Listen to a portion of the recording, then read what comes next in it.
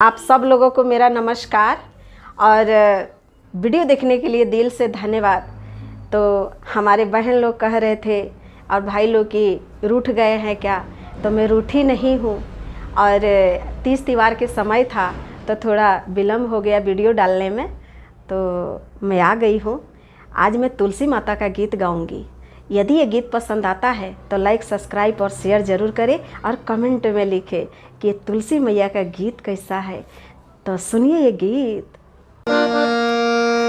अंगना में तुलसी लगाएब ये सखी, आज हरि गुण गाएब। अंगना में तुलसी लगाएब ये सखी, आज हरि गुण गाएब। दीप धूप दिया न जलाएब ये सखी, आज हरि गुण गाएब। दीप धूप दिया न जलाएब ये सखी, आज हरि गुण गाएब।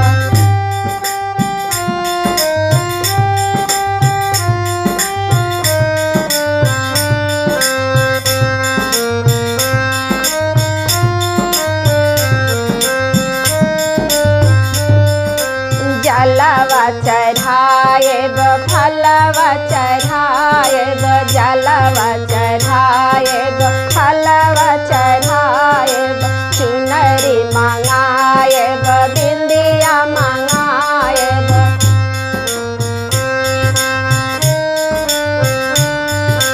लाले लाले मेहंदी महावर ये सखी, तुलसी माई के चढ़ाएब। लाले लाले मेहंदी महावर ये सखी, तुलसी माई के पहनाएब। आंगना में तुलसी लगाएब ये हरी, तुलसी माई के मनाएब। आंगना में तुलसी लगाएब ये सखी, आज हरि गुण गाएब। आंगना में तुलसी लगाएब ये सखी, तुलसी माई के मनाएब।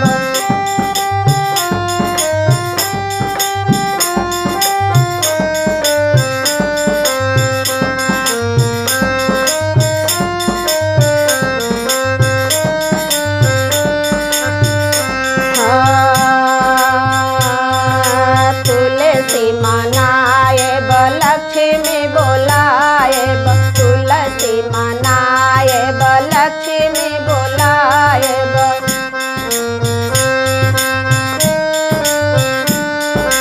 हरि के चरण हम पाएब ये सखी, आज हरि गुण गाएब। हरि के चरण हम पाएब ये सखी, आज हरि गुण गाएब। आंगना में तुलसी लगाएब ये सखी, आज हरि गुण गाएब। आंगना में तुलसी लगाएब ये सखी, आज हरि गुण गाएब।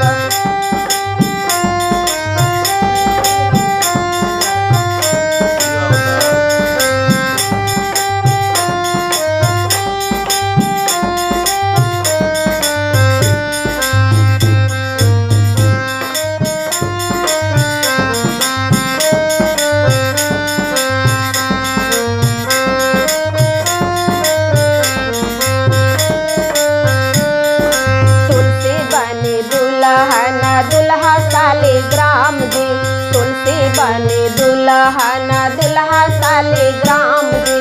दुल्हा शालिग्राम जी, दुल्हा शालिग्राम जी।